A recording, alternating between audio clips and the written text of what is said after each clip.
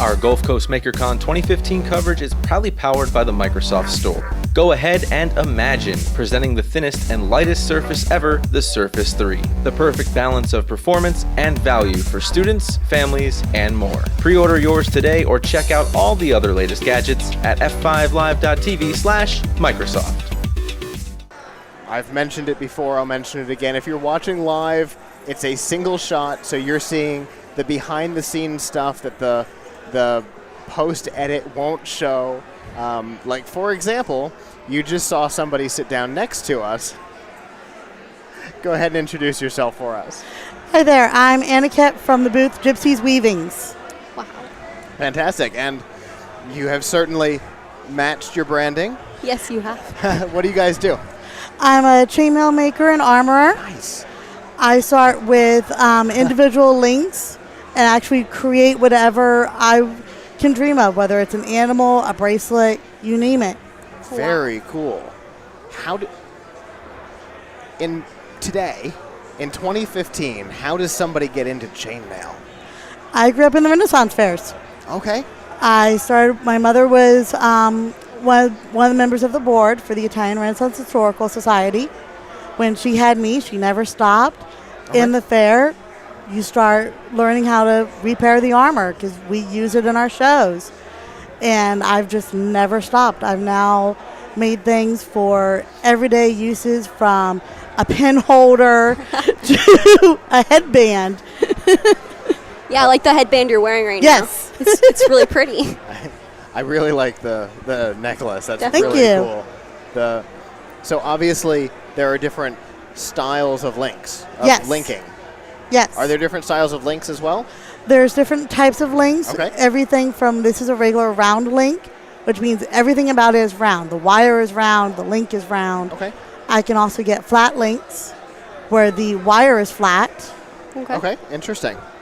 In any combination thereof. This is called a butted link, so the links are only touching on the ends. Or if I was to actually make real armor, like how I used to when I was a child, I would have to rivet the links closed.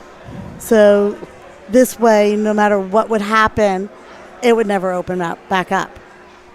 So, on average, like, how long did it take you to, like, do, like, the different types of things? Like, how long would it take to make?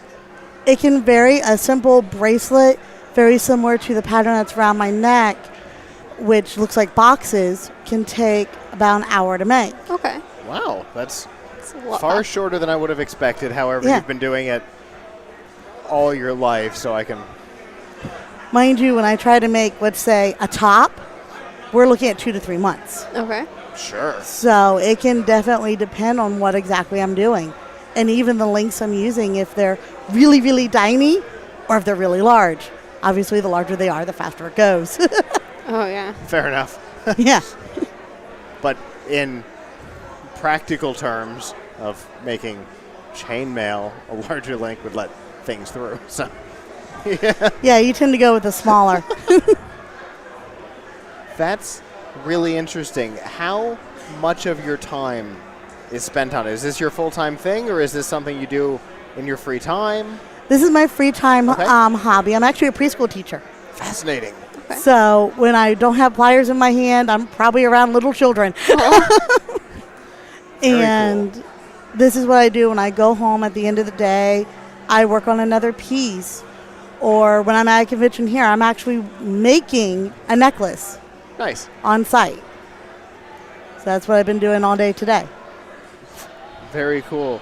I've come to learn that people who have educational-based professions tend to have these kinds of really cool, odd side projects. I spoke to somebody who's a librarian by trade who does welding. I don't know what some sort of jewelry, and there's welding involved, and that's what she does in her free time. Totally unassuming when you think librarian, not where you go. And I wouldn't go to chainmail for a preschool teacher. Yeah, and do you ever bring it in for your students? Oh, yeah. Show in, like, how I haven't things done it work? with the age group I'm currently at because they're 3. Okay. A little too young to really start. Yeah.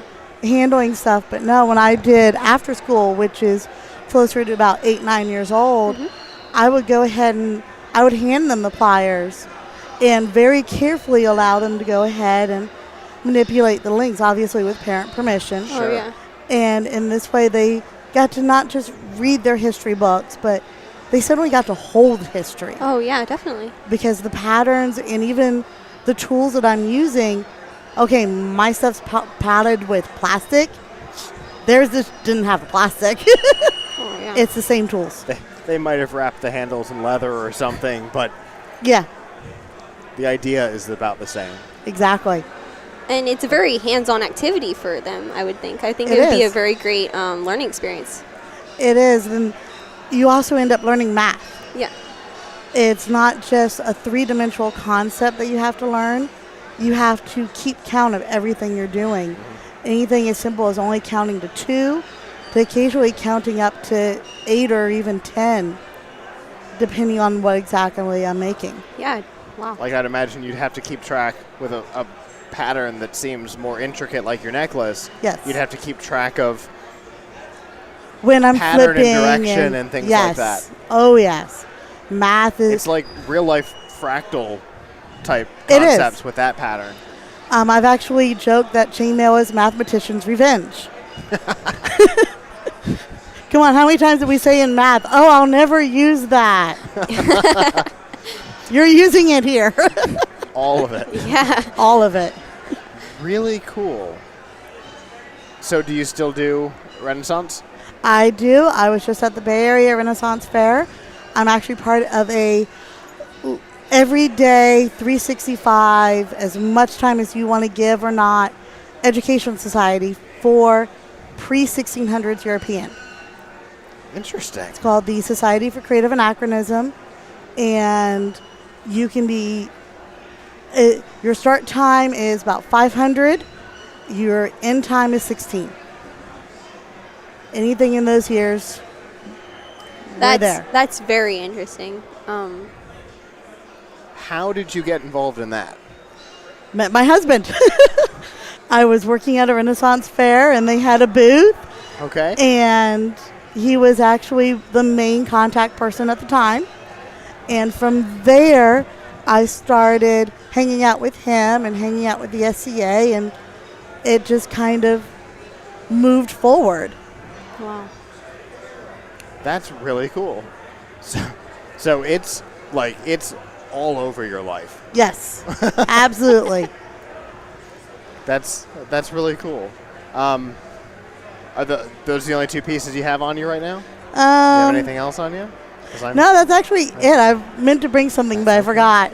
That is okay. What we'll do is we'll come see you Sounds a little perfect. later. We'll get some B-roll so that people can see some of the other stuff that you do. Absolutely, because I've It's- got. It's really impressive. Thank you. It really is. I have we had a former occasional co-host of the show who was dabbling in chainmail. She did crochet mostly, and so she dabbled They're in some very chainmail. yeah. And she liked it, but metal made her mad, so she went back to crochet. Oh, I could so understand that. Crochet makes me mad. But they're very related, even terminology. Yeah. A lot I of crochet patterns actually use chainmail terms Interesting. and vice versa. I was at a crochet workshop, and I looked over and went, wait, your pattern is doing the same thing mine is. How do you fix it? And all we had to do was just change the exact mechanics, but their fix worked for what I was doing. That's really cool. Yeah. How it's interchangeable like that. Yeah, I thought it was fascinating. I didn't even think of that. No. That's really cool. Well, we appreciate you coming over and talking to us. Thank you for having me over. Have a good rest of the show. You too. So that's the kind of thing we're talking about. You never quite know what we're going to see. We've talked about robots and chainmail today. Who knows what's going to be next?